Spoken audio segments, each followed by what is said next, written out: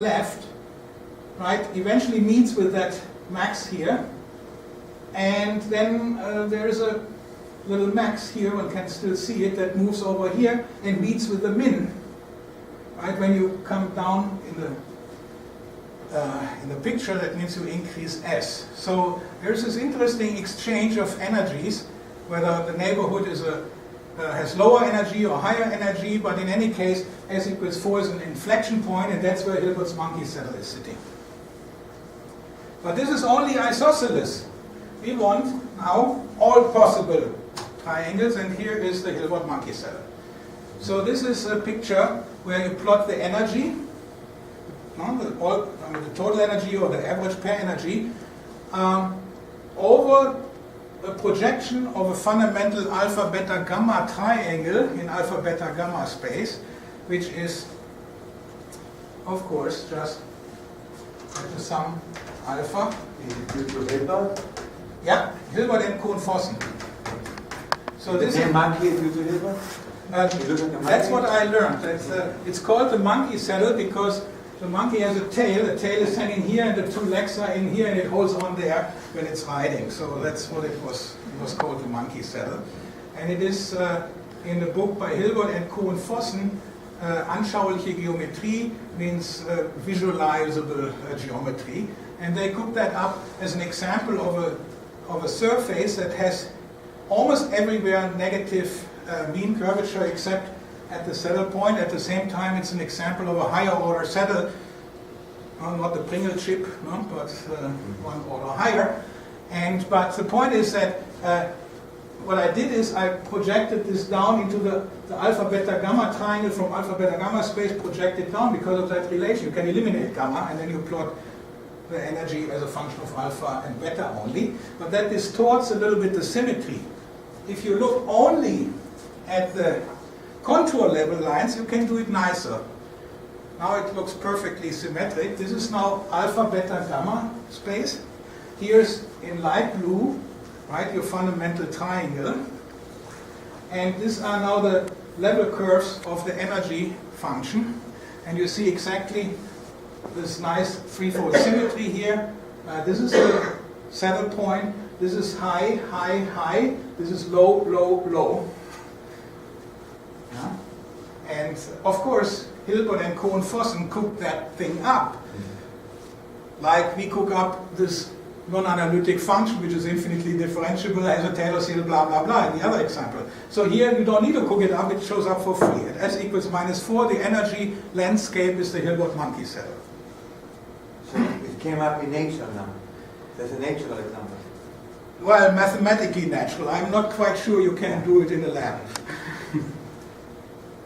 But you can do something similar, maybe, when you are thinking hard enough to set up a machine that does something like that.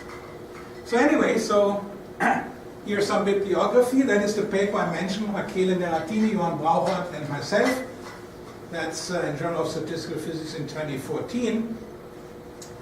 And of course, there's this preprint we have, Hilbert's monkey saddle and other curiosities, etc., etc.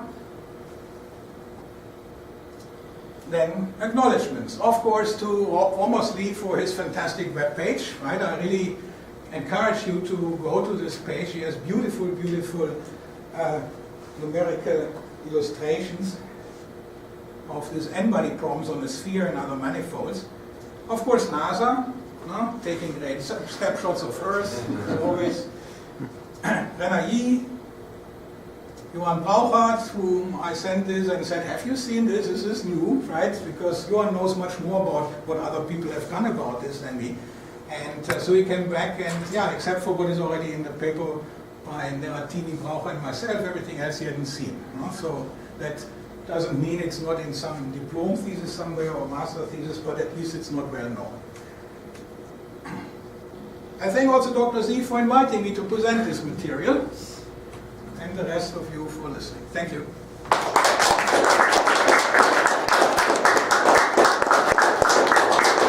Thank you very fascinating talk. It's time for questions. No questions. So no, I have some. You have some. some. This is a beautiful theorem. So, and And the pictures, how did you do the diagram? Or maple. Yeah. So I mean, partly Renna did some of these things. I tried my own hand on also. So it's some things, for instance, are tricky. It would be nice to plot, for instance, the energy landscape over the fundamental triangle by somewhat taking the diagonal in alpha, beta, gamma space now as the energy axis, but I haven't been able to do that. No? So maple has its own secrets, and so that is projected down into the alpha beta plane only. No? But that distorts the symmetry again, no? Which is there's a price to pay. And then with the colors, there's this problem, no? So that they don't come out in the same way here as they come out in the preprint. I don't know what. Maybe the Beamer program is different from the paper program. It's all PDF. And the alpha, beta, gamma disappeared. It's the same picture. I don't know why. So there are some technical problems, and I don't know whether another program instead of Maple would do a better job here. No? So, but yeah, and how does it relate to the famous Smale problem? It's a special case? well, yeah, this is the case where Steve Smale would be interested in. He's interested in a large n limit. No? So That's this is n equals 3. Yeah, not n equals 3. He wants to have it when large n is being supplied. Then, and in particular the logarithmic case, can you find a configuration that gets close enough to the optimum? No? And by close enough, that criterion I gave you. And he asked for a lot. No? So the average pair energy should deviate by not more than log n over n squared from the optimum. No? So that's a hell of a lot of precision he wants. So your project is n equals 3. N equals so 3, yeah. Is But n equals 4 very hard? oh, no. That's n equals 4. Again, when you are to the right of s equals minus 2, right, then there is a universal optimizer, which is a tetrahedral. That's a tetrahedral configuration. That's known. It's also known that because n equals 4 is even, right, so if you go to the left of minus 2, it's the antipodal configuration. 2 particles here, 2 particles there is the optimizer. So everything is known in terms of optimizers. You can, of course, ask now, what about equilibria? For instance, the square is always an equilibrium, and, well, that's not stable, though. But what about rectangular but non-square configuration? Like here, we were surprised. That was a surprise that there are isosceles equilibria which are not equilateral. Right? Or not antipodal. No? So that means, of course, that's a degenerate isosceles equilibrium antipodal. So here, I wouldn't be surprised now if you would have rectangular equilibria when s is less than minus 2, which are not square. And they will not be optimizers, no, but equilibria. So that may be interesting to do. And then you take the 5-point problem, and Rick Schwartz was just here half a year ago, gave this colloquium where he had written a numerical code that was giving a computer-assisted proof that when s is bigger than, I think, minus 2 or minus 1, what he chose, then there are only 2 optimizers.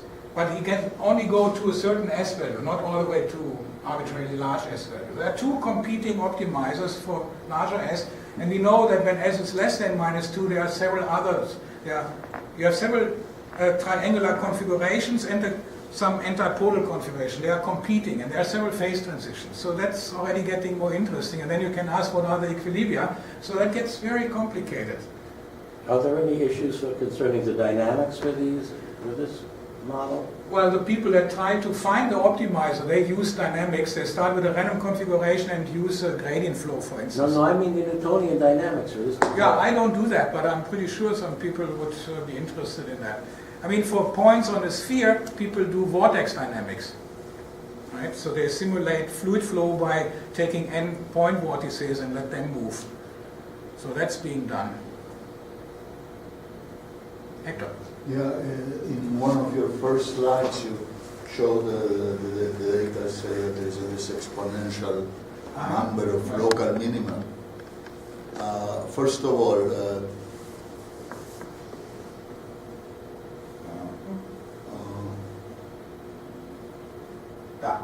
right. Is there any empirical data about the number of global minima? Good question. That fluctuates also quite a bit. So I'm not aware of a nice Is it of the same formula. order as that or much smaller? No, I think much smaller. But I'm not even aware of a nice simple formula there.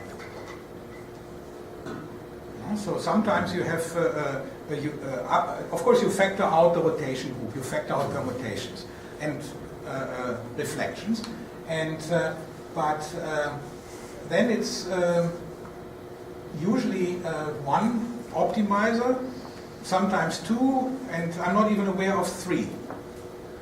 So there's the phase transitions. You have this exchange where two different optimizers have the same global minimal energy, but the likelihood that you have three doing the same thing after factoring out all the trivial symmetries is already very small, I would think. No? But you think it's larger than Neil?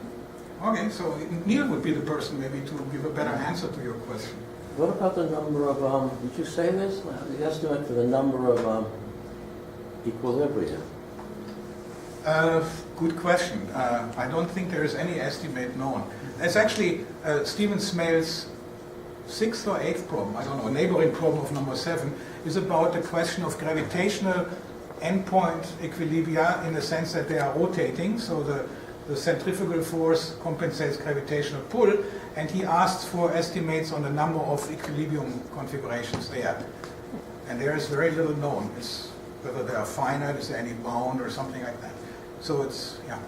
Yeah, the other question is, to get that empirical number of local minimizers, of course you can find local minimizers by starting with a random configuration. That's what people do. Using gradient descent. But still, I mean, actually there is a continuum of local minimizers because of the rotations. Yeah, that you factor out. Mod out the how do you do that? No, that you factor out. How do you do that you can freeze a few particles, for instance. You can freeze a few particles, for instance, no? And then you do an n-2 or n-3 particle simulation that takes care of things like that. So that you freeze them in lots of different configurations just to guarantee that you will... Well, let's say you put one on top in the equator, right? So now you have only rotation around the top-down axis. Now you put another one east of Eden or whatever, right? And so, but that still gives. If you have a lot of particles, you could have circulation, you could have rotations, you could have rings. You have to mod out the permutations. Yeah, that also, you mod out permutation, but that is of course counting, right? So that's that's easy. But continuous symmetries, that is, I think, harder. But it can happen, yeah. Maybe. Let's take the speaker again in the collaborator.